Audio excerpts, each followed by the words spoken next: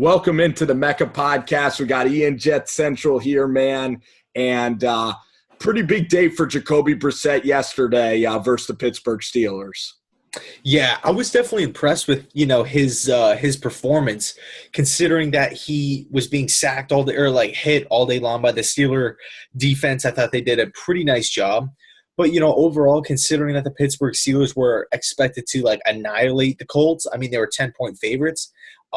With the Colts being able to hang in there, because of Brissett, I'm really impressed with Jacoby. I really like Jacoby as a quarterback. I really do.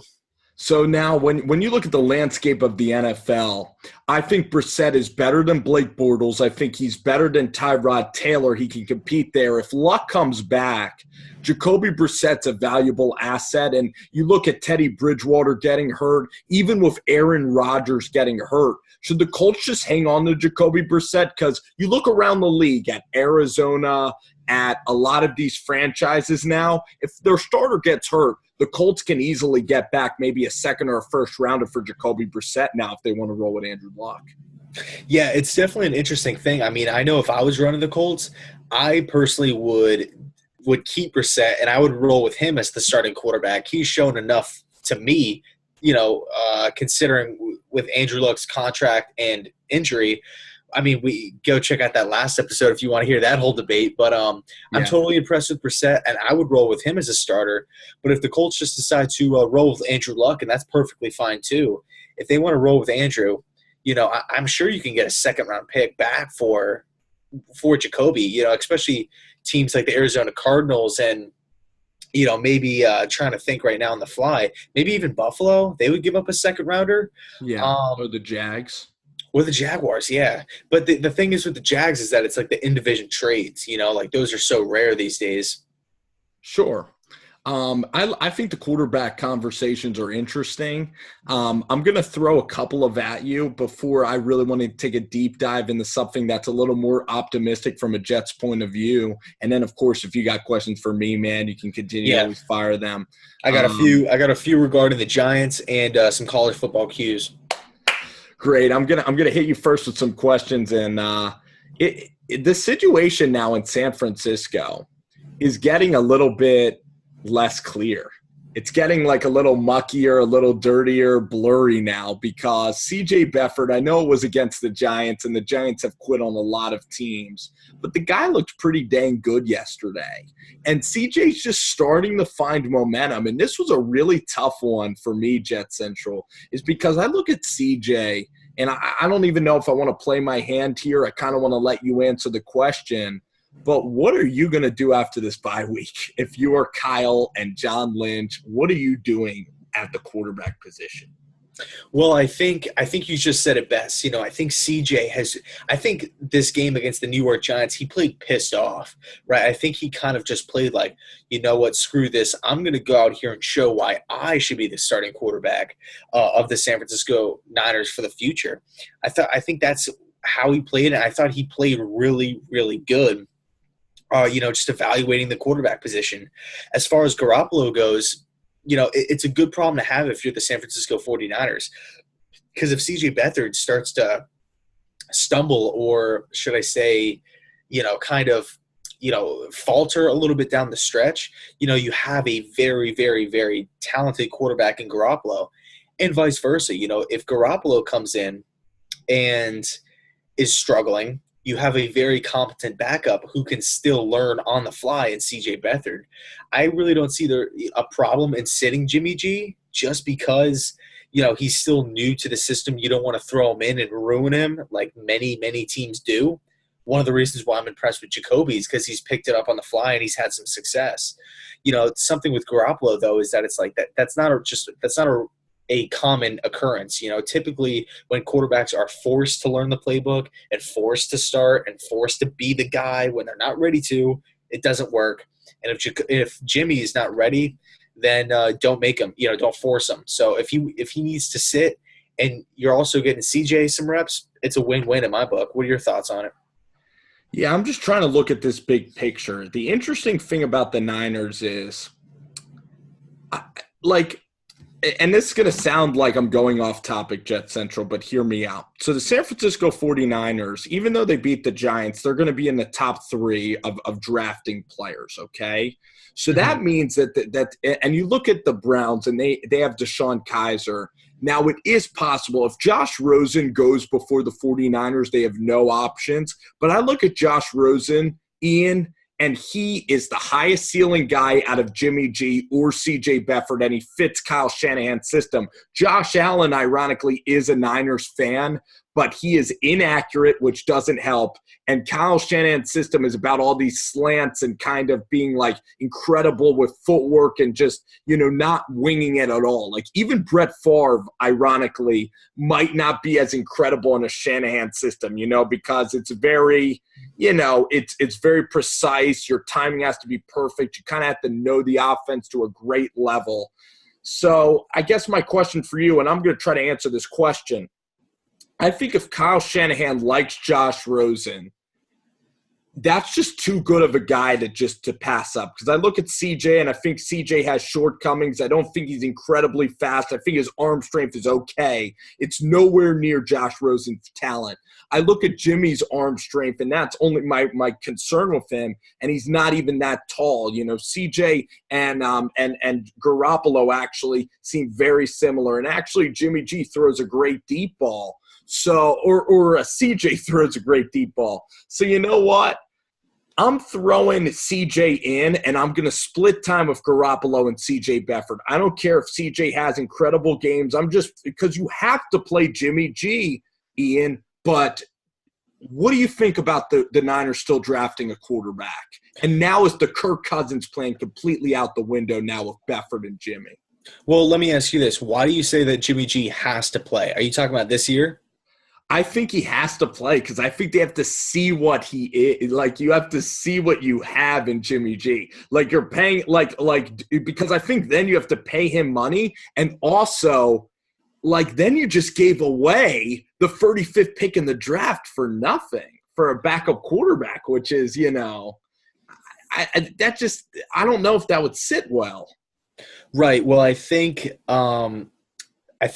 I want to put my trust in John Lynch right now because every move he's made has been successful, whether it be with trading down or signing some players. I mean, Garcon has looked good. Really, other than the Brian Hoyer trade or signing, that's the only one that really faltered. But who could blame John Lynch? The 49ers had no quarterbacks on the roster, so he was just trying to get bodies in the room. Right. As far as Josh Rosen, you bring that up. Everybody knows I'm extremely high on Josh Rosen. I think he has that New York Jets personality, but I don't think the Jets are going to be drafting that high. So if from the Jets standpoint, I would look at Baker Mayfield, but I'm getting off topic. Josh Rosen to the 49ers, really interesting take, but I personally would, if I'm the 49ers, I'm either rolling with CJ or I'm rolling with Jimmy. I'm not wasting another really a top 5 pick. Let's be real. It'll be in top 5. Yeah. Potentially top 3. I'm not wasting another pick on a quarterback. Okay. I would rather. Yeah, go ahead. Yeah, I just want to then dig into your psyche though, because then you have CJ Beathard. I mean, if he performs great the rest of the year, I guess then you could cast Jimmy. You could trade Jimmy Garoppolo, which would seem crazy, but why don't you want to give Jimmy any chances of snaps this year? Don't you want to see what he has, to see what you can kind of draw upon? I would treat this almost like preseason, to be honest, man. And I know that that's not like the way that things are done in the NFL during the season, but this is a 1-8 team. I would almost play it like preseason and just have them battle it out. Like it's almost like summer training camp. Because I really want to see Jimmy G and see if he's better than Beathard. Right, yeah, you make a great point. And it's not that I'm rooting for the Niners to keep Jimmy on the bench saying he needs to sit there. My argument is just, if Jimmy Garoppolo is not ready to perform, I don't think it would be in anybody's best interest, whether it be Garoppolo's, Shanahan's, Lynch, or the Niners as a whole, the offense as a whole, to basically force him to go out there and play, especially if CJ's performing at a decent level. I mean, I know the Niners aren't winning tons of games, but if he's getting the job done and he's learning on the fly, I think that's okay. Guess what? You know what? You know what? I just thought about. Hmm. I'm sorry to interrupt. I think next year, then, right, that quarterback that will be a competition for the ages, and then the winner takes the team, and the loser you then will deal for like if Deshaun Watson went down, you would then jettison the loser of that battle to like the Texans, and you'd get like a first rounder for the following year, and you'd probably get back that value. Well, I like that idea, but the thing is with that, you just brought up the Texans.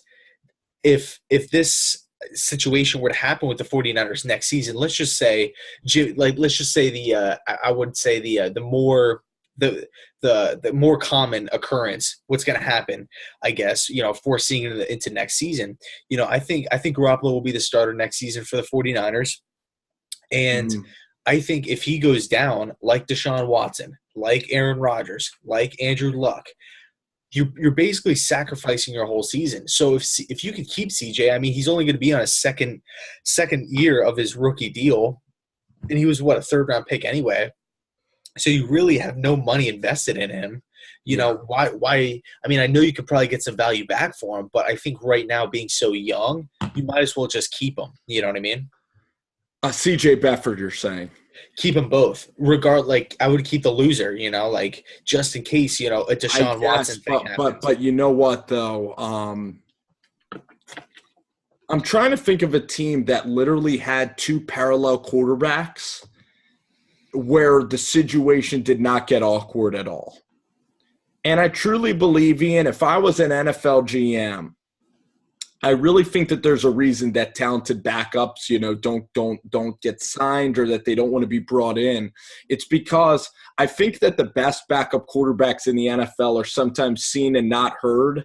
And if you're a starting quarterback, Ian, you want a quarterback as your backup that's not going to scare you. It's rare that the Alex Smith thing worked out, but you look at Brett Hundley, and he has major shortcomings in just his overall ability, honestly, in the NFL. Connor Cook, as much as you like Connor Cook, he has serious arm strength issues, and that's why Derek Carr isn't scared. That's why Josh McCown can hang on, why TJ Yates is hanging on. That's why Chase Daniel is the perfect backup quarterback. So I totally understand the insurance policy point of view, but I just know that they are really going to get rocky if you literally have both of these guys. Like if you're Jimmy G, you listen to Jimmy G's press conference, Ian. He came to the 49ers because he's like, this is my chance. And then if he loses to CJ, he's going to be one unhappy guy. That locker room's going to be divided as heck. I think you're just going to have to get rid of him. That's just kind of how I see the chemistry going.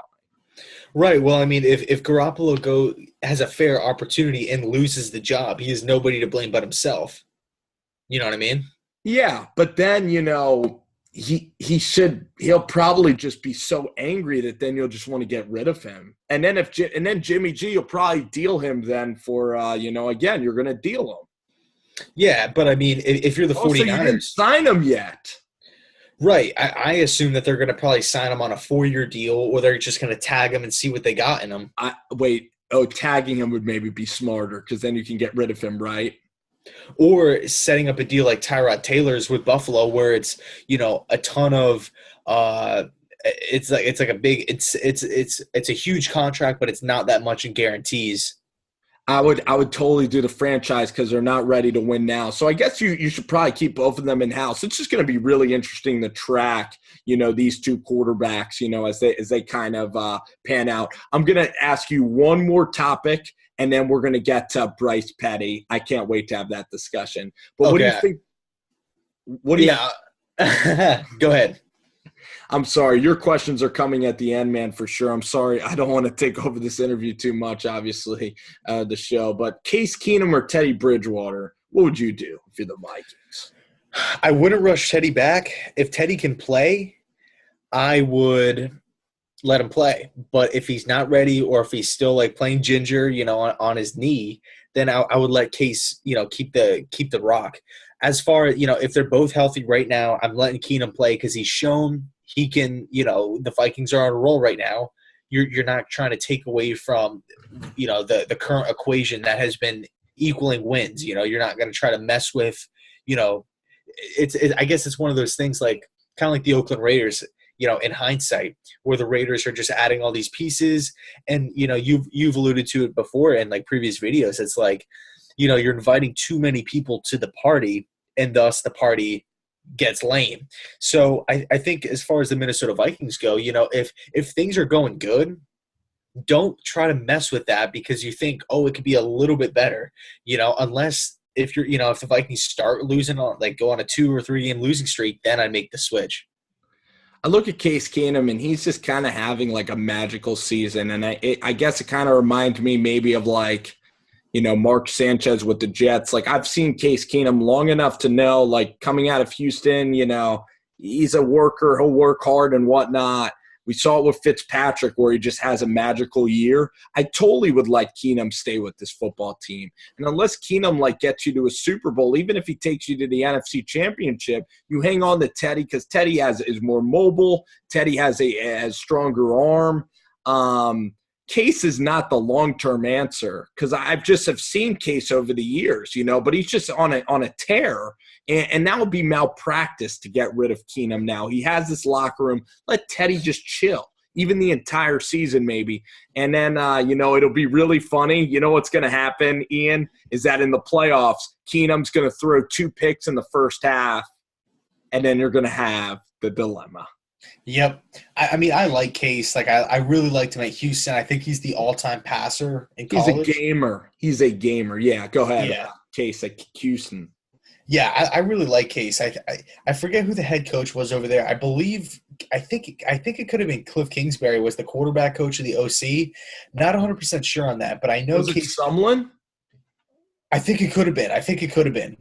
But back in the day, who else? Who else was from the Houston tree was Spavital and Kevin. They all started there.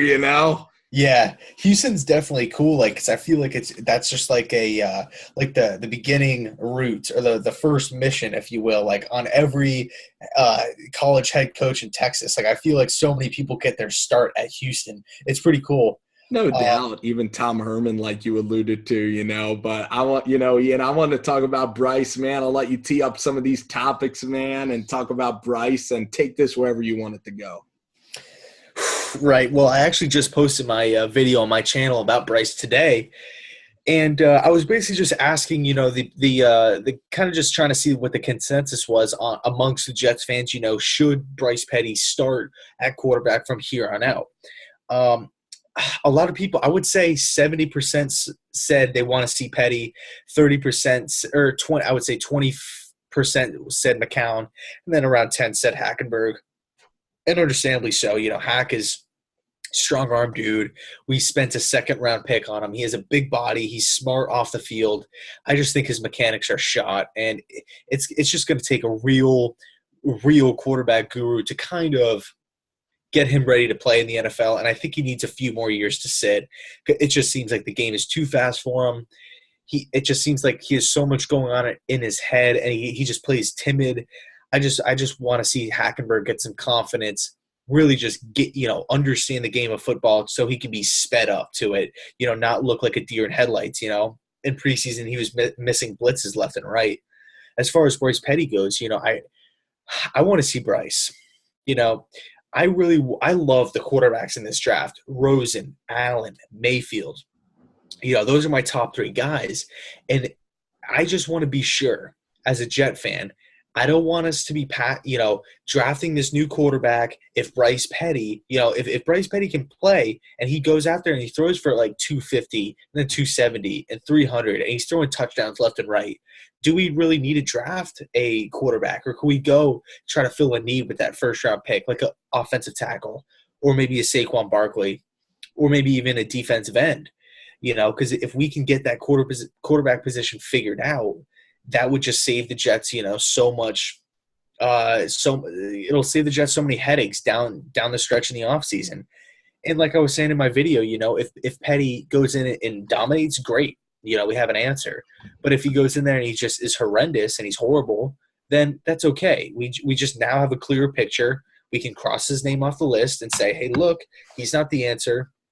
We can go into the draft and select our guy with a clear conscience of knowing this is the guy, because none of our guys on the roster can play currently. So that's kind of my take on it. Let's just give the kid a chance. I'm going to say this as sincerely as possible. The Jets fans and everybody. And this is interesting because I've been thinking about this a lot. I'm actually emotionally invested kind of in the Bryce Petty situation because I think he's really gotten treated unfairly. And I think a ton about Bryce Petty actually and just the quarterback situation more than probably more than non-Jets fans and non-Baylor fans, I guess, do. So I kind of believe, Ian, and you could chime in at any time, I believe Colin Kaepernick is not signed in the NFL because if he balls out like in Houston, it then leaves the owners a difficult decision because you don't want your backup to be too popular and to create division. So like if Kaepernick balls out, then Deshaun Watson will be made uncomfortable. And then if you cut Kaepernick, there's this whole firestorm. The New York Jets dealt with the same problem as what could be happening right now.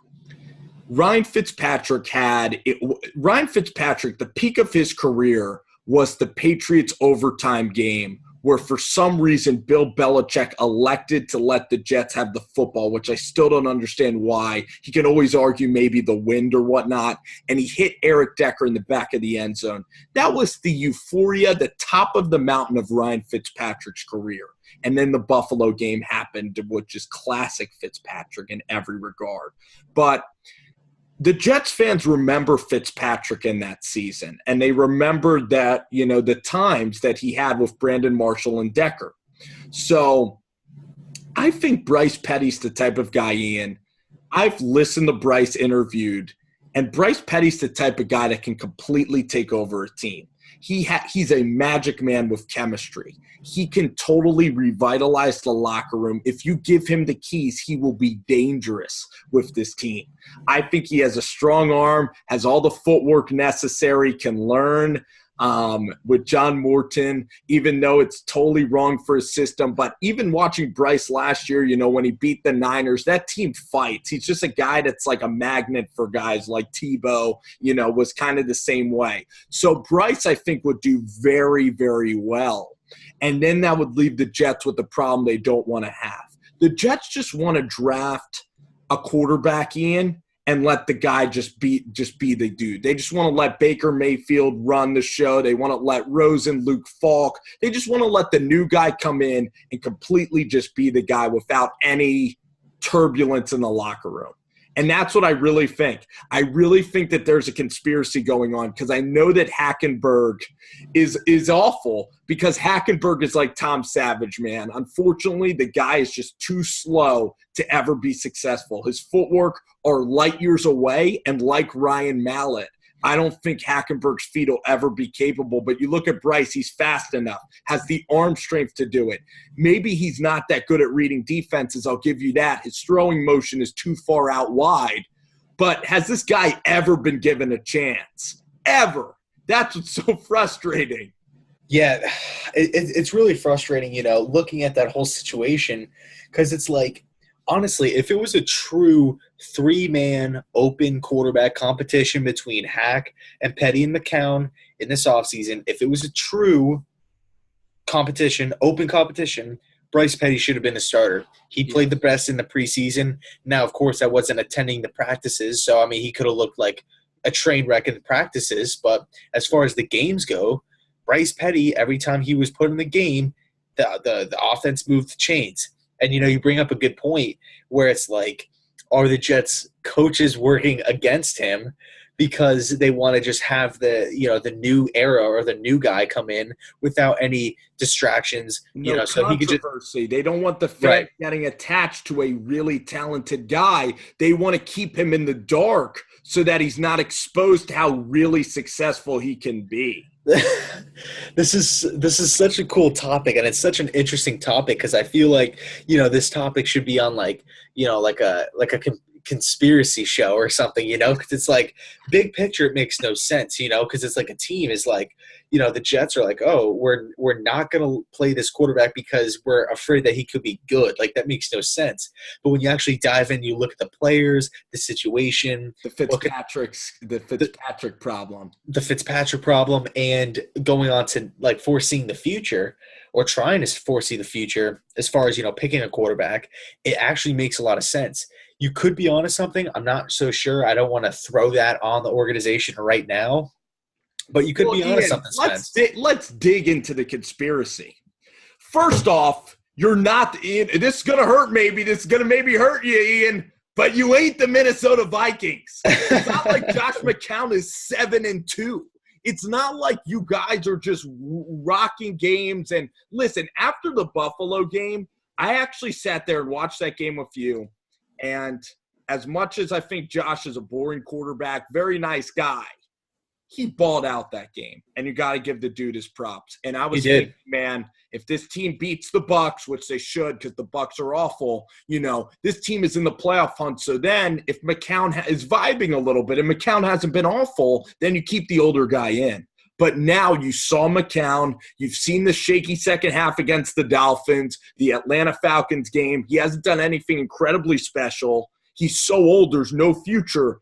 There is literally, I don't think, any reason to keep McCown in unless the only reason is because the Jets are making the playoffs. That's the only reason the 20%ers probably thought about McCown, right? Yeah, I guess the consensus argument, amongst them, which is, it's a valid argument. They make valid points, is that McCown does give the Jets the best chance to win today. Maybe not next season, maybe not the season after that. But right now, McCown has a better understanding of the team. He has more chemistry with the team right now.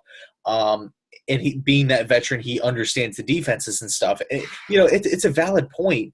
But my argument, I guess my rebuttal to that would just be, I don't think McCown's very good, man. I think considering this season, considering he has no offensive line and the play calling has just been atrocious and there hasn't been a good run game, I think we need to cut him some slack, but I want to see Bryce in the game. Like, there's nothing McCown. There's no upside to having an older McCown. You're not going to be sitting with McCown for 4 to 5 years. He's gone next year. It makes no sense. You could be sitting on a gold mine with Bryce Petty, man. You watch that Giants preseason game, and guess what they'll say? It's first, third stringers, right? Anybody can do that. That Giants preseason game was the euphoria of the preseason because the guy, it clicked, and then of course he got injured, and then Patriots game, whatever, he didn't play, and then that's the end of him, and they keep him in the shelf. It's unbelievably. I think he's gotten so jobbed, man, because I look at Connor Cook, right, 4th rounder. He played at the end of last year. He looked horrible. Like, it looks like Connor Cook is inferior, incapable of playing in the NFL. A.J. McCarron's maybe the same way as Bryce Petty, but Bryce Petty needs a chance. That's all I'm saying. Yeah, let's just give the kid a chance. I mean, really, that's what it comes down to. And it's like, I think something backing your argument with the whole conspiracy thing is that you can make the argument that that when Ryan Fitzpatrick, in 2016 when Geno Smith was on the Jets, we opted with Fitzpatrick and we kept him in the games so long, way too far in the season. When we finally made the change to Geno Smith, it was way past due. He got hurt in the Baltimore Raven game with an ACL, and it's like, how much leash is Todd Bowles going to give these older quarterbacks? I feel like, it's kind of ironic because Todd Bowles worked with Arians, and in this sense, they're kind of similar. It's like they don't even want to deal with developing a young quarterback. Every year, I watch the Cardinals and I say they need to draft this guy, they need to draft this guy, they need to draft this guy, year in, year out, year in, year out. I'm not sold on Carson Palmer, and even if I was a little bit, they still have to have what team doesn't like to have at least one young backup quarterback that they can groom in their system on a clean slate? Cardinals don't. For whatever reason, they just don't like to do that. So, obviously the quarterback position has hindered Arizona for, the past few seasons. obviously the quarterback position has hindered the Jets, obviously, for the past 20 years. But, as far as, the Todd Bowles era, Fitzpatrick was good, but it was lucky, like we benefited from a soft schedule and having a ton of playmakers around him and him having some experience with Chan Gailey. So it's like, it's ridiculous. And I want to see the young guys play. Like, I just don't feel like I'm asking for a lot. Even if Bryce balls out, like you can still draft, Baker in the late round, and then you can have like your competition, and then it'll be all young guys. I wasn't in favor at all of bringing in Josh McCown even into the mix, and I feared that this would happen. And it's like the writing's on the wall. I knew that this conversation would be had. You're just waiting for the McCown game to happen. I actually I like kind of when we naturally disagree on the podcast. We agree a lot. Well, go ahead. Yeah. Well, I want to just say, I think we're on the same page here. Like, I think that I want to see Bryce, and I know you do because you're a big Bryce guy. I just think where we differ is you think, or I think McCown deserves a little bit of credit so far of this season. He deserves, he's done a decent job, but the guy's 38 years old. I wouldn't have brought him in. I would have maybe just brought him in to be a coach. But you saw, it's funny, my favorite players are always stuck with McCown, whether it was Johnny Football, like a guy that I loved watching, or Petty that I actually think has the size and can play.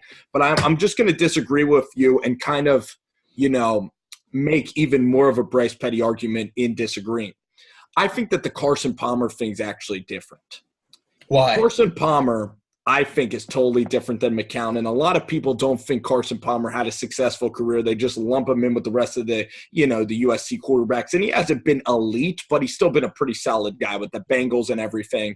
And Carson Palmer, not only is he an incredible worker, Josh McCown is too, but he led that team with Fitzgerald and John Brown. He led them to an NFC championship, to maybe a 13-win, 12-win year that year. They were a legitimate Super Bowl contender, and he played out of his mind. He's really starred in Arian's system. Like, that's a guy that's like a legit dude. Josh McCown's never been a dude ever in his life. He's always the backup quarterback. He's never had his time in the sun. And you look at Arizona's roster too, Ian, they went out and get Adrian Peterson. They have Honey Badger, Patrick Peterson. They're actually a roster that's a total win-now mode. And Carson Palmer's a win-now guy. Like he's a guy like that could have one special season. The Jets are a not win now team, and they're with a quarterback in Josh McCown that's never been a win now guy. It doesn't make sense at all. It doesn't make any sense.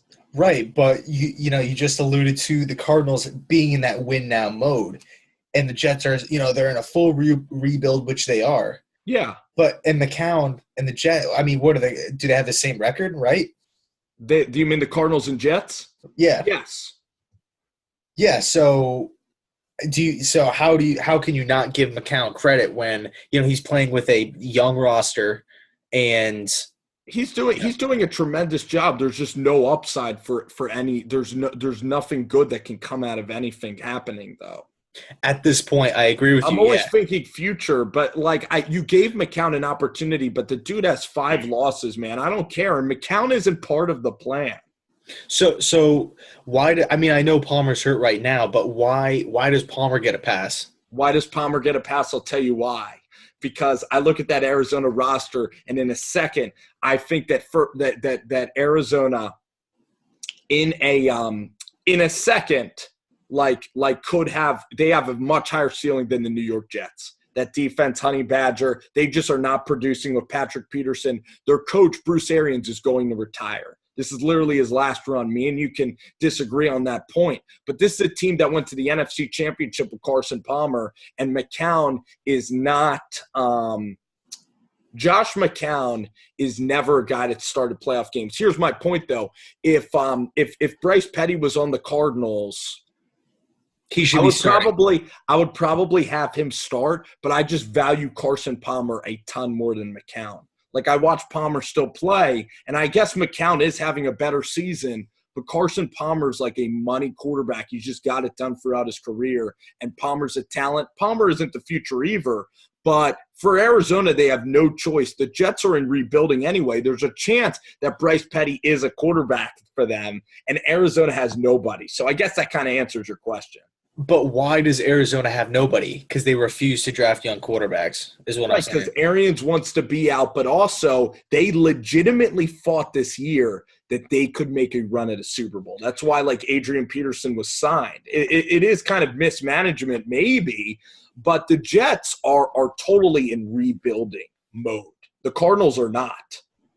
Right, but I totally agree with you on that statement. But the thing that blows my mind is, this year was supposed to be a win-now season for the Cardinals. So was last year. What do they pick, 10 or 11 or something? The year before that? I mean, like, how many times – Carson Palmer to me is Ryan Fitzpatrick with better mechanics and a stronger arm. That's what Palmer is. He's going to choke in big games. He's going to turn the ball over at an alarming rate. Oh, You're never going to win anything with him. No, I know that he's been frustrating. Heck yeah, he's frustrating. And I think that the guys. I think he's a massive talent. Like, I think that he's like notches above what Fitzy ever was, and that's just because I've watched Palmer. I watched his mechanics; it's perfect. I watched the arm strength. Yes, he's made some horrible interceptions. Fitzy's never had the arm that Carson has. But I look at Arizona, man. They didn't want to draft a quarterback. They wanted to draft Mahomes. They got beat out, honestly. But they were a team that honestly was in win-now mode. And with Carson Palmer, they're saying this is your last year. And it pretty much is, man. And Carson got his chance. He didn't deliver. I have no problem with what Arizona with what the Cardinals did, because it's not like they have young quarterbacks ready like Hack and Bryce Petty. If Arians had, the Jets roster, then there's no way that Palmer should be playing on the Jets. But I look at that Cardinals roster, I just think it's a talented roster. I really do. They are a talented roster. So that's why I'm kind of so you think that the Cardinals have mismanaged it? I don't necessarily think so, because I think that they're properly going into the tank. Like, this was Carson's last ride, but McCown, I just think McCown never could have been Carson Palmer. The Cardinals are the Arizona Cardinals are like a bridge, but they have like no like beams underneath. Like, they don't have like any support. It's just like it's all one thing. They're just gonna ride on one shot. They're gonna have one opportunity. And if how's that a problem? Because there's no plan B. There's no insurance. But it's going to come, because literally their coach is going to retire. He's had health issues. So they got to the NFC Championship. I know they couldn't win, but why would you even – the New York Jets, the problem is with them sometimes is that they're still trying to force that bridge instead of just dropping the entire bridge. You know what I'm saying, man? So yeah. I'm okay with the Cardinals dropping the bridge. I'm okay with what they've done. I'm not. The Cardinals should have drafted Deshaun Kaiser in the first round last year. And then what's going to happen with a sick Bruce Arians? What's going to happen then? Your roster's going to be like 8-8. The veterans will get old, and then you'll be 8-8 for a long, long time. You know what I'm saying with Deshaun Kaiser?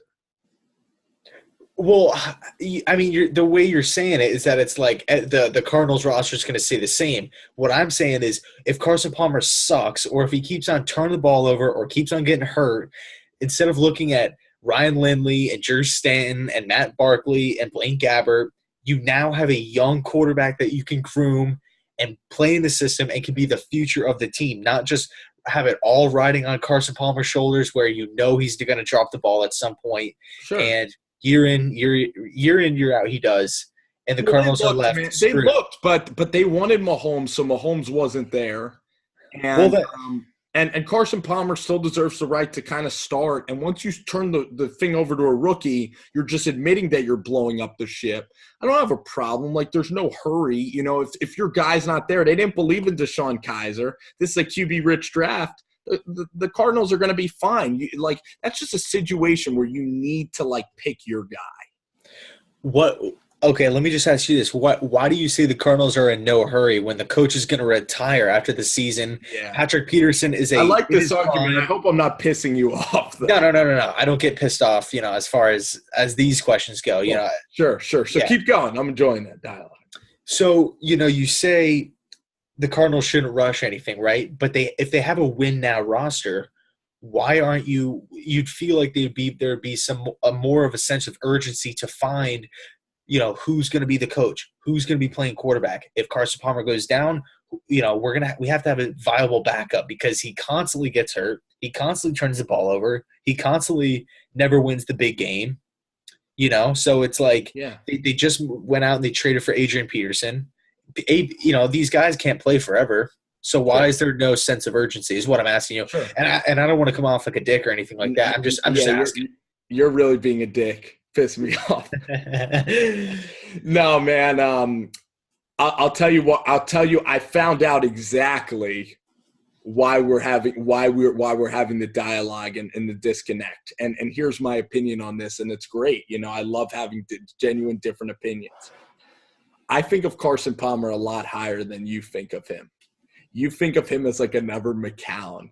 And I guess that's appropriate, but I looked at Carson Palmer and I remember him a couple of years ago, and he's been a starter a long time. The way he prepares, he's just been a starter his entire life. And when you're in a win now situation, I love having that veteran still.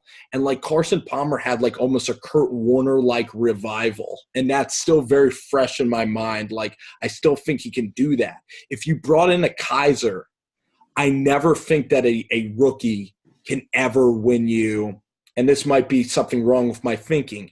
I never think that a rookie quarterback can win playoff games. And I'd rather ride with Carson Palmer, like the experienced one, and keep him and Fitzy together. Keep him and Fitzgerald, like keep the core together. You understand? Because if you get rid of Palmer, it's then like you're turning over a new regime, and then you're going to have the growing pains at the wrong time when there's no growing pains allowed with the Cardinals at all. That's kind of my argument. Yeah, you make a great argument. I like having this debate with you. So you kind of see what I'm saying, right? Like they don't want to have any growing pains whatsoever. They just want to have the old guy, the old starter stay in, Yeah, I'm not saying I would bring in Kaiser or a rookie quarterback to come in and replace him now. I'm just saying if Carson Palmer gets hurt, which he did, if Carson Palmer throws tons of interceptions, which he normally does, if Carson Palmer, is looking like he's going to lose the big game, which he typically does, you want to have a plan B. You want to have some sort of insurance policy as opposed to throwing all your chips in the middle of the table and just saying, Carson Palmer, you're the guy, even though you've never got it done. That's where I think I kind of think like I'm a G. I kind of think like I try to think of what Steve Heim is thinking, though. And guess what? Then the fan base is clamoring for the new guy. You're creating all that. I think it comes back to the same sort of thing. I think it's a distraction thing when you look at it. You don't want your backup to be too damn good, and you're just like putting too much emphasis on Carson Palmer's feelings, maybe. And then the division starts to happen. Even with Mahomes and Alex Smith, dude, it would happen. If Alex Smith didn't ball out, then you have a circus going on. Okay, so let me ask you this. That's the whole purpose of why Heim didn't make that decision. It all comes back to you don't want your backup to be too damn good. I always didn't buy that train of thought. I think that's kind of how these dudes think. Yeah. Okay, let me ask you this question. Well, okay, I got two questions for you. Number one, if I think you're being now, correct me if I am wrong. I think you're being held kind of imprisoned by Carson Palmer being the first overall pick. If Carson Palmer was a fifth round pick, would you still have this mindset? I would, because Carson Palmer and Fitzgerald. This is a dude that's literally started for so many years. It's a talented dude. Like when you watch Carson Palmer and you watch Ryan Fitzpatrick, like I don't even think those guys should deserve to be in the same conversation because Carson Palmer's never dealt with any sort of structure in Cincinnati. He never had I know he had Hugh Spinzata and Chad Johnson, but they never probably had the defense to get it done. I remember what he did, first of all, he got hurt last year, but we're just 2 years removed, which is 24 months removed from him having an incredible season. And then if that Carolina game went differently, we'd be having a whole different conversation. Well, let me ask you. So it's not the first pick at all. He's just been a guy that's been doing it for so long, and you're dealing with Fitzgerald that's going to retire anyway. It's like at the end of this year, it's then like, screw it. Let's just then we're going to totally blow it up for good. You don't need to bring in And why should a young rookie quarterback have to deal with the blow up anyway? Don't you want the new GM, the new coach, the new everything? Don't you want a completely new scenery? You know what I'm saying? I hear you. I hear what you're saying, but I just don't like the idea of going into a season, right, saying, Carson Palmer, you're the guy. You take us to the Super Bowl when you've never done it, when you constantly get hurt, when you constantly turn the ball over, and you constantly not performed in the big game for the Cardinals. At least with having a young quarterback there, you can jumpstart the next season or the new era in Arizona. And you don't necessarily have to blow the whole thing up, It's going to get blown up anyway. Why? Their guys are old. Fitzy's kind of old. The coach is going to leave. And then Carson Palmer is distracted. Like, you have to give the guy a chance to have one last ride with his team. He deserved that right by bringing the Cardinals to that incredible season. Okay, let me ask you, do you think if the Cardinals brought in a young rookie quarterback in the first round, let's just assume and that young rookie quarterback isn't going to make the difference, but go ahead. I want to hear the question. Well, it could make the difference off the field, as in pushing Carson Palmer, like Mahomes is pushing Alex. Right, just a lot of times that situation doesn't work out. Then the whole thing a lot of times the starter isn't mature enough. And listen, I get that. Like, you could say like Dak Prescott or Deshaun Watson. I had no problem with letting Carson have one last crack at this, though. I have no problem with what Arizona's doing at all. I feel like the rift, like the root of the disagreement is you value Palmer a lot higher than I do. Yeah, this is a guy that deserves the opportunity to just have his team. He deserves to start. But as far as the rebuild could be next year, it's just like you're just off of an incredible season. Like, you just have to think of the mindset of the locker room. And when you draft a quarterback, man, the locker room, just everything goes awry when that thing happens. The Alex Smith thing was extremely rare, and it's going to come back to hurt Kansas City as well. It really is, because then Alex is going to leave, like we're talking about. And when Alex starts to deteriorate, it is going to be awful being Alex Smith, because then Mahomes is going to continue to get boosted, and it's going to be annoying. If I was Alex Smith, I'd be pissed still. It sucks having a young quarterback in behind you. Right, and you think, Alex didn't just throw in the towel and say, okay, I'm done or I'm quitting. Favre didn't do that either with Rodgers. They increased their level of play. I know, but guess what happened, man? One of the ugliest quarterback dilemmas and that we've ever seen with Favre and Aaron Rodgers. That thing got so ugly that people lost jobs over that sort of thing. But are the Green Bay fans and are the Green Bay, the owners in the front office, are they happy with the outcome? 2 Hall of Fame quarterbacks. It turned out great. But guess what? How about the Colts? That's the situation that I'd aim for. Yeah. When Andrew Luck gets the slate, it's all his now. It's all his car. You don't have to share it with the older brother. You know what I mean? Yeah. That's the perfect thing. I don't mind the tank and then get your guy. Yeah, it's a tough call. The thing is that it's like with Arizona, I could see them trading up and going to get their guy this year, like a Josh Allen or something. Right. And then you like Carson, because then you're admitting Carson, you're dead. You're done. You're totally done now. If Carson doesn't get – I think what is he hurt? The Cardinals aren't making up. This was like his last season in the NFL anyway. That's the point. We're not that far off in our thinking. The way I view quarterbacks is I kind of have 5 tiers. I got the elite 4, Reed, Rodgers, Brady. And, realistically, the 4th one always kind of changes year in, year out. Like last season, it was Matt Ryan. And you can make the argument that there really isn't that 4th elite quarterback that kind of just shows up year in, year out and is just dominant like those 3. And then, you have your second tier, which are like the Matthew Staffords, the Matt Ryans, the Andrew Lucks, right. The Carson Wentz, even though Wentz is pushing up to that Rivers, 1. Dak. So Breeze is in your top 3, though. Top 3. Palmer is in, for me personally, tier 2, along with he's tier 2. He's tier 2. He's a competent, I was doing it from the vice versa. Oh, I'm you at mean 4. He's tier 3? He's below average. I kind of get what you're saying. Let me ask you a couple of questions though, to my point, and I really enjoyed the dialogue, and then we're going to talk college football. It was a great unhealthy debate. It was a great healthy debate, man. I enjoyed it. I'm starting to get sweating just thinking about it. I hope you enjoyed the debate, man. Oh it was. I respect the heck out of your opinion. Why is Kellen Clemens the backup quarterback for Phillip Rivers? Well, right. Wait, what are you talking about? Just like in general, like why is he backup? Why has he been there for a million years for the Chargers? Because he knows the system. He could come in and he can start. Why is Matt Schaub the backup now for Matt Ryan? Probably the same thing. Why is Josh Dobbs starting for the Steelers? Why is he the backup for Pittsburgh? Well, that's a different story. Because he's a young rookie quarterback that the Steelers know that Big Ben could be on his tail end or have his foot out the door. Dobbs is a fill-in. These are all fill-in guys. When you look at a lot of the franchises, like even the Jets or the Browns, they're drafting these quarterbacks every year. The locker room is just getting so twisted.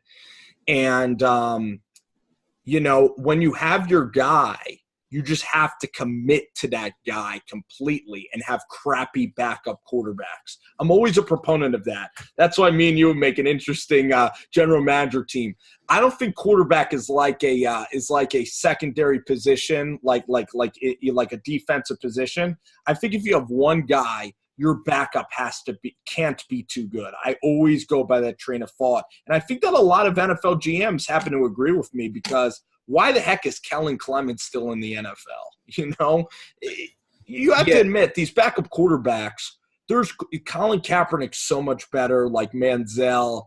They're just better, Yeah, I think it's definitely a luxury to have that Jimmy Garoppolo, that AJ McCarron backing up, a quarterback. Those are just two weird, rare situations. Possibly we're going to see it with the Colts with Andrew Luck and Brissett. But I understand your point, and I understand where you're coming from, and I do think some NFL GMs think like that. But big picture, are you really going to not – I understand the Kaepernick, Manziel, and Tebow because they all bring off-the-field issues with other distractions. Yeah.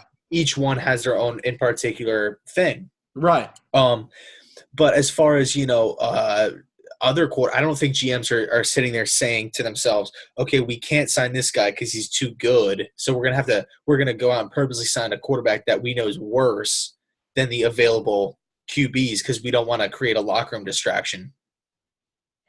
I think that's kind of what is done. I'm trying to think of the example. Oh yeah. But you kind of viewed Carson Palmer, and I understand your predicament. You viewed Carson Palmer, and this is a fair point now because Carson hasn't balled out. You viewed him this year along the same lines as Mike Glennon, and I kind of understand that point. You viewed him very low, that situation, to your point, hasn't worked out awful with Mitchell Trubisky. Well, the thing is like with the Bears is that it's like – they made a move and they got a young quarterback, Glennon, like he just wasn't performing, where I feel like the Arizona Cardinals are just so stubborn with Palmer, just saying, you're the franchise guy and you're the franchise guy and we're going to give you as many chances in the world and you can never mess up. Yeah. You're Carson Palmer, the former first overall pick. And I just view Palmer is in like the same class. Like I just view him as in the same class as Fitzpatrick and McCown. Just a veteran quarterback that could come in. Funny, man. They can win games. They could start games. They're good at reading defenses. Yeah. They could come in and they could be reliable. But at the end of the day, they're going to turn the ball over. They're going to get hurt. They're never going to win you the big game. They're fill-ins. I know what I'm getting you for Christmas. Not a Palmer jersey. Let's go to college football. We have a couple of minutes left. Sometimes, man, it's great with you because we love talking football. Our conversations we didn't even plan it out, and I love it. I love it. It's very natural. And you'll take Brissett, and I'll take Palmer, man, in our kind of debates this far. Colts, Cardinals. Ask me some college questions, man. Let's talk a little college football and then jet out of here. It was a heck of a work week tonight. Okay. Crazy week in college football. Everyone knows we got the U winning. We got Georgia losing. We got Auburn making a huge statement win. We had Mississippi State taking the Crimson Tide to the brink. I got to ask you, who is your college football for, or the Final Four in college football at the end of the season? We didn't really get to it last pod. There's a lot of people, a lot of conversation going on, so we couldn't really dive into it. Let me hear your Final Four at the end of the season. I actually have Auburn beating Alabama because, I think Jeff Holland, Marlon Davidson, Dontavius Russell, their D-line will be able to stop Joshua Jacobs and Damian Harris, make Jalen Hurts a one-dimensional player going to Auburn. I take Stidham over Jalen Hurts. And then, I look at Alabama's defense and you look at the way that things are trending. Miami's trending up. Alabama is trending almost down. They didn't look great against LSU. They, barely survived Starkville, where Nick Fitzgerald actually has success. Auburn's going to beat Alabama, actually, in the Iron Bowl. So then that gives you Auburn and Georgia again. And then a lot of people naturally are just going to take Auburn and think Auburn's just going to go ahead and win 3 straight. But it's going to be a totally different game because I look at Georgia. They made a lot of mistakes in the football game. They muffed punts. They got out physical. It was Jake Fromm's first game at Jordan-Hare Stadium. This game's going to be in Atlanta. It's going to be 60-40 Dog fans, and UGA is going to avenge the loss to Auburn. So they're going to beat Auburn. Auburn will be eliminated. Alabama gets in the playoff then as well, their one loss being the Auburn. So you have Georgia and Alabama as your 4 seed. You have Georgia as the 1 seed, Bama as the 4 seed. I'm going to then put Oklahoma as my 2. And no, I'll put Clemson at 2. Clemson beats an undefeated Miami in the playoff, and Oklahoma gets in as my 3. So that's kind of what I think is going to happen. That's a lot of stuff, a lot of information bouncing around right there. I hope I'm dead right, but this will be interesting. I can't wait to play this back. Yeah, it's definitely going to be interesting. Now, I wish I had the schedule in front of me Sure. on what the SEC and when Alabama plays Auburn. If it's last week, I don't know. It's in a week from this week. It isn't this week. Okay. Number 1, I think it's going to be Alabama. I think everyone's making a big deal, kind of like everyone makes a big deal when the New England Patriots, lose early in the season. I think everyone's like, oh, Mississippi State, they push Alabama, I think Alabama and Nick Saban, they know what they're doing. They're going to be fine. But didn't Auburn shock you, though? Auburn shocked me, yeah. Mm. I just think Alabama – I feel like Georgia was a little high on themselves, and they could have slept a little bit in Auburn. Sure. Auburn, it's obviously a tough place to play, and Auburn's a great team. Don't get me wrong. It's not like they're playing it's not like they're playing Tennessee or like Vanderbilt, like a bottom feeder of the SEC. Sure. Auburn is a sick, talented team. I just feel like when it comes to Auburn, Alabama, they're too one-dimensional on offense. Gus Malzahn hasn't had much success against Alabama in the past, other than that, that fluke play, right? The kick 6 or whatever it was. I think Alabama will just be too physical, too smart, too intellectual on defense and on offense for Auburn to get a win. I think, especially on the defensive side of the ball, I don't think Auburn will be able to put up points on Alabama. I just don't see it happening. It'll definitely be a low-scoring game. I want to say 20-13 Bama, or maybe 28-13 Bama. Can't wait to do a little wager next week on that one. Yeah, it's going to be interesting to see the spread on that one, actually. It's going to be a wonderful game. I can't wait for it. So I got Alabama 1, Crimson Tide 1. Then you got Alabama, Georgia, and then you think Alabama's going to win that then. Yep. So Georgia and Auburn are eliminated. That opens up then options for you for the rest of the playoff. 1 SEC then in. Yep. So number 2, I got Oklahoma, the Oklahoma Sooners. The Big 12 is just a gauntlet. Let's just call it like we see it. They got Oklahoma State. They beat them. They beat West Virginia. They're no slouch. They beat TCU. They actually handily beat them down past week. I think actually West Virginia's coming in actually the last game. Oh, I was thinking Oklahoma State schedule. Sure. But that might not be easy, Will Greer now. No. They can't sleep on the Mountaineers. Sure. But, and then they have a Big 12 championship. Boy, oh boy, man. It's unbelievable now. Yeah, nevertheless, I mean, they still, the Cowboys, they just beat the Horned Frogs. They got the West Virginia coming up. They have a win over Texas. They go into Ohio State and they dominated them. So Oklahoma, if they win out, they have to be in. And I see them with their resume, the gauntlet of the Big 12, the explosive offense, Baker Mayfield, these guys. Sooners are number 2. Number 3, I got Clemson. I think Clemson's going to win out, and I think they're just going to dominate Miami in the ACC championship. I'm still not sold on Miami. I think if that game was played on a neutral field, talk about Irish Hurricanes, I think if that was on a neutral field, I think it would have been a lot closer, and I think even Notre Dame could have won that game. I'm just not sold on Miami, and it's not just because I don't like them. I'm not sold. Richt has done a phenomenal job, but you look at the Hurricane schedule. The North Carolinas, the Georgia Techs, Florida State hasn't really done much this season. Virginia, I mean, really, Miami doesn't play Clemson in the regular season. They don't play Louisville in the regular season. The 2 top dogs in the ACC. Yeah. I mean, the Virginia Tech game was nice. Or NC State. Or NC State. They're pretty good this season. Regardless, though, I think Clemson, they're the real deal. Their defense is legit. I agree. Clemson will be 3. And I think the committee will keep Clemson in over, the Ohio States and teams of that nature, because the one loss that they had against Syracuse, although it was a devastating loss, Kelly Bryant got hurt in that game. So you can easily make the argument that if Bryant was in the game, they wouldn't have lost. That question has to arise at some point. So I got Clemson 3. And then number 4, this one's tough. This one's really tough because it's like I think everybody in the Pac-12 is out. I don't foresee USC and those guys making it in Washington. So, you kind of have to start looking elsewhere. Is it going to be the second place SEC team, like a Georgia, maybe an Auburn, which I'm leaning more towards Georgia? No, I would put Ohio State or Wisconsin.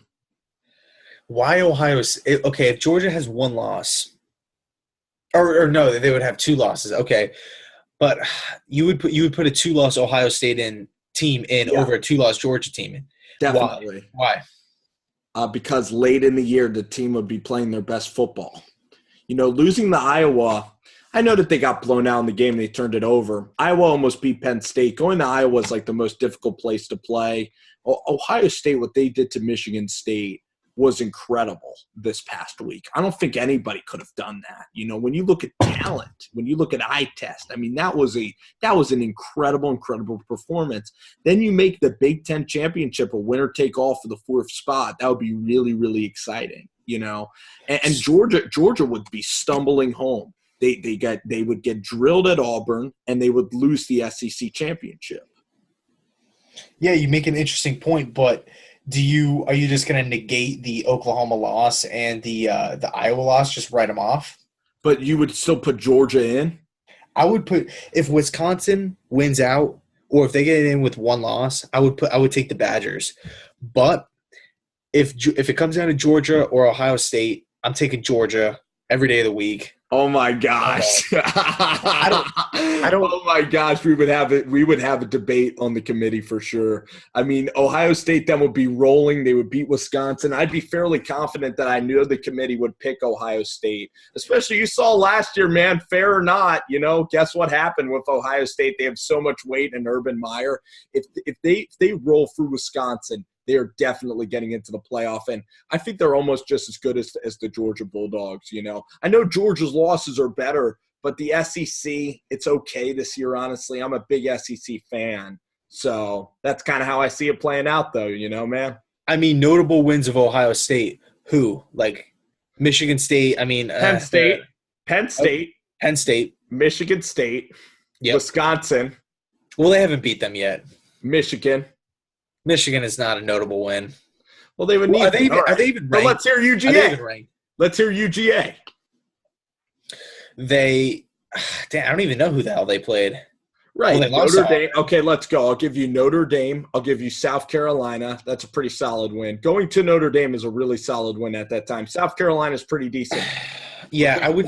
Florida is trash. Missouri, no. Tennessee, no. Mississippi State. Mississippi State. State's pretty nice. Yeah, Auburn beat them too. That is going to be that's going to be a nice win. Ohio State. I still got to go Ohio State.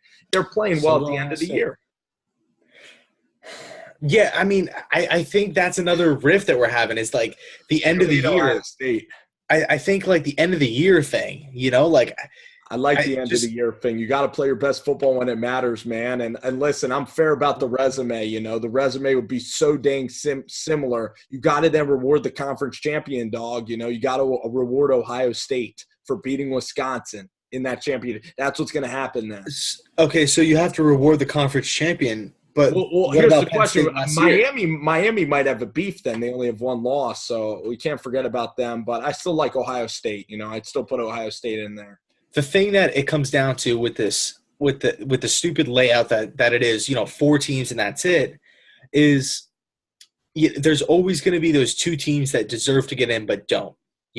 Last season it was USC and Penn State. They did not disappoint. Penn State beat Ohio State. Penn State won the Big Ten championship, and they get left out. Yeah. So why should Ohio State then get again the benefit this year? Well, did you like Penn State though last year? Yeah, they should have been in over Ohio State. I know that they won the head-to-head. That was kind of a fluky game, but Penn State also lost to Pitt last year. In the beginning of the year, they were awful. So you're gonna say Ohio State deserves to get in because Penn State, even though Penn State beat Ohio State and they won the Big Ten championship because they lost to Pitt earlier in the season. No, but that's your argument. I would have taken. So didn't you? But so why is this year's Ohio State 2 loss not getting in? I agree with you. Penn State should have got in. Because I feel like last year's Big Ten was much better. Iowa, Michigan was better. Yeah. I just feel like the Big Ten. I get it. I'm not putting UGA in at all, though. You can't lose 2 out of your last 3 to lose the season. You just can't. Yeah. You just can't. I know Ohio State kind of pit. I guess what? They're going to run up against that again, and they better perform in that playoff if they get there, though. That I'll tell you. It depends on the games, though, man. You got to give it to Ohio State if they can drill Wisconsin. And I think that Ohio State can beat Wisconsin by over 30 points. Would you, if it comes down to Miami, a 1-loss Miami team, they run the table, but they lose to Clemson in the ACC championship. And Ohio's, even though they have two losses. You don't like Ohio State, but no. Miami hasn't played anybody, my friend. So Ohio State every day of the week. Fair enough. Oh, man. It was a good pod, man. I enjoyed it. We're going to sleep well tonight, my friend. One last thing I just want to ask you about. Sure. I'm sorry to argue with you this much. No. I prefer it like this. I don't view the games like weighted differently. Like, oh, since this game's being played in November, this game means more because, it's fresher in the committee's eyes. I don't buy that, Like – I think, I kind of do because I look at the Auburn Tigers and they lost to Clemson and they looked horrible. And then they lost to LSU and they played one of the worst second halves I've ever seen the team play. But they're a totally different team now, I love that you can improve throughout the season, that you can turn into a juggernaut. In fact, last year's Clemson team that won the national title, they looked horrible when they lost to Pitt. When they played Virginia Tech in that ACC championship, that was a shootout. They couldn't stop. Who was the quarterback of Virginia Tech? Gerard Evans. Yeah, you saw that game. They looked horrible. But then they played Ohio State and Ben Boulware and those guys. That was like a team that snapped over. I didn't recognize that football team at all. Clemson last year kind of slept walking into the playoff, but then when the lights came on, they just changed. They got better as time went on, So I just look at that. Yeah, Clemson. Last year's Clemson team reminded me a lot of the. I think it was the 2013 Florida State team, where they just or no, it was the 2014 Florida State team where they kind of they were barely skimping by, but once, the playoffs hit, they turned it on. Or you're thinking maybe Cardale Jones and that Ohio State, but that Florida State team was appropriately awful because Marcus Mariota put them in their place. Mm-hmm. If you remember, they were what they were, which was overrated, but Clemson wasn't. They fooled everybody. I believe in the upward mobility of when you kind of play games, but listen, if it comes down to head-to-head, that's where I completely agree with you. The Penn State thing was a job because of the head-to-head, just like Oklahoma, Ohio State would be a job, Yeah, it was ridiculous last season that Ohio State gets in over Penn State. And they not even just the head-to-head. It's the Big Ten championship. I mean, Penn State is now, they have 2-0, and it's like Ohio State. They're getting hot, though, but you had to like how Penn State was hot, though, at the end, right? Yeah, it was okay. I mean, I take into consideration the full schedule, Sure. Like, I mean, but if Penn I was State was a different team again. Like, you know what I'm saying, Ian? Like, Penn State really, they're awesome. They changed for the better. They did, and they improved throughout the season. But just because they improved throughout the season doesn't mean I should just be like, they lost, a game or two in the beginning of the season, so who cares? Sure. They're much better now. That's just my mindset on it. No, I got you. Ohio State, they're going to need to roll the rest of their schedule in an incredible way, and I still don't think Ohio State gets in, man. So because you have to judge the season as a whole, not just from mid-October on. It's like one season, one full season. Sure, and they were awful in several stages, but, that's what makes it great, man. We'll see. We'll see what happens. That's what makes it great. I enjoyed it. Guys, you guys can subscribe to the Mecca podcast. And, Ian, man, thanks so much for the time tonight, man. It was a hell of a time. Yeah, great pod. Loved having the other dudes on. It was a great time. Can't wait for our next episode. No doubt. So we'll see you guys soon.